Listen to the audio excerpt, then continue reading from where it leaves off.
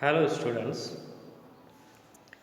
as we started our ninth standard syllabus and we completed two lessons and have given homework also and markings also of question answers. Hope you did that and have given test also on portal, school portal. So today in this video, we are going to see our third lesson of ninth standard, that is exogenetic processes, part 1. Exogenetic processes, part 1. Processes or movements. Exogenetic processes means external movements. Exogenetic processes means external movements. In last video we have seen endogenetic movements, means internal movements or process. So by this exogenetic process or movement, which landforms are formed. So this is a new video for you, techno savvy video for you. Textbook is appearing on your screen. See it properly and listen me carefully. Listen the explanation carefully. Markings I will give. So note down all the markings while teaching of extra questions and question answers. Exercise questions also you should have to see that. So we will start. Many landforms are formed due to the internal movements, as we have seen. There are mountains, mountain ranges, plateaus, all these we have seen. Continents, continent buildings, okay, hilly ranges. Many processes occurring on the Earth's surface also lead to the formation or degradation of landforms continuously. So all these processes or movements occurring for the formation or degradation of landforms continuously. All this process is going on continuously on the surface of the earth. So in this session or in this lesson, we will be studying the exogenetic, means external. Note down this. Exogenetic means external processes. This one. This point you should have to mark down. Okay? And the landforms formed by them. We will study that. External processes occur because of the forces working on the earth's surface. Why this happen? Because of the external forces or movements working on the earth's surface. They are mainly solar energy, sun rays, gravitational force and kinetic energy. These forces are the major reasons for these external processes associated with the moving objects on the earth's surface. So mark it down, this paragraph. Why this happen? Because of this. Is mainly solar energy, gravitational force and kinetic energy. Okay. See, pictures are given here. Do you know box? तुम्हाला माहिती आहे का?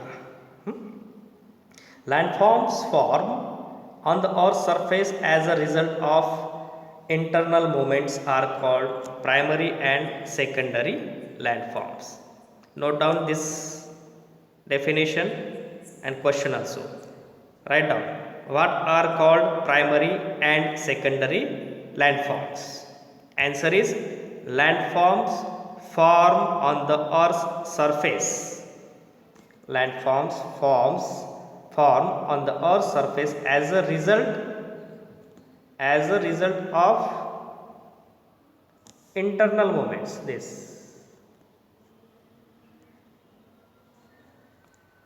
are called primary and secondary landforms. For example, continents, mountains, plateaus, plains, etc. And because of the external processes like weathering of rock. Weathering means breaking of rocks, cracking, breakage due to heavy rainfall, flood, or due to heat, temperature. Then erosion, transportation and depositional work. Okay, the primary and secondary landforms give way to the tertiary landforms. For example, valleys, sand dunes, delta, U-shaped valleys, etc. Okay, this also you should have to mark down this paragraph properly. So because of external processes, what happens? Weathering, erosion, transportation and deposition. The primary and secondary landforms give way.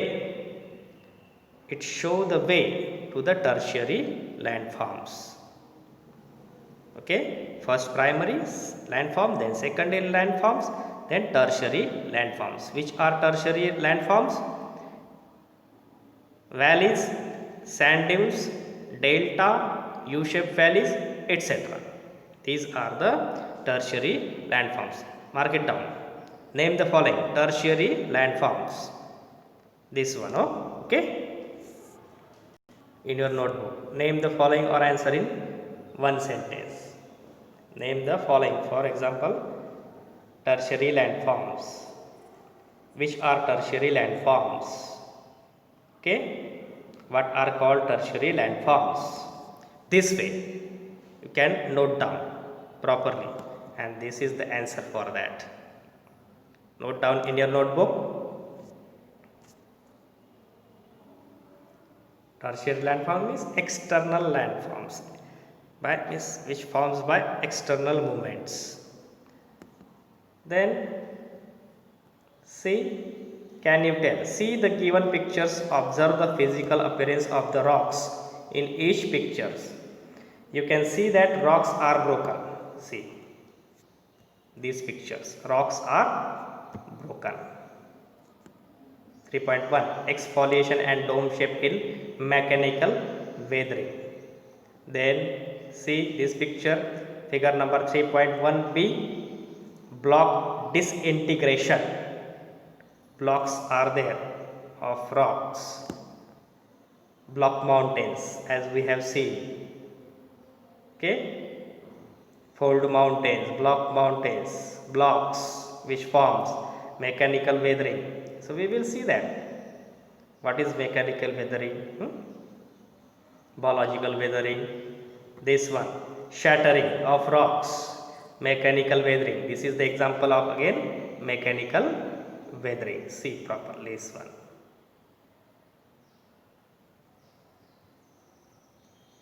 Observe this.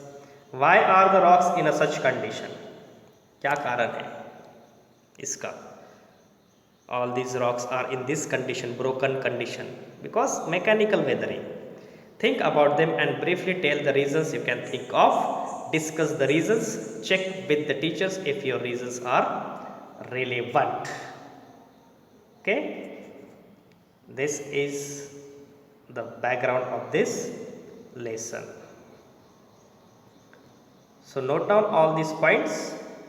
Next part we will see next video with explanation of all this weathering, mechanical weathering, biological weathering, see these pictures, chemical weathering, or geographical explanation we will see in next video. So hope you will understand this video. Next video we will see in next period, next part. Thank you so much. Have a nice day.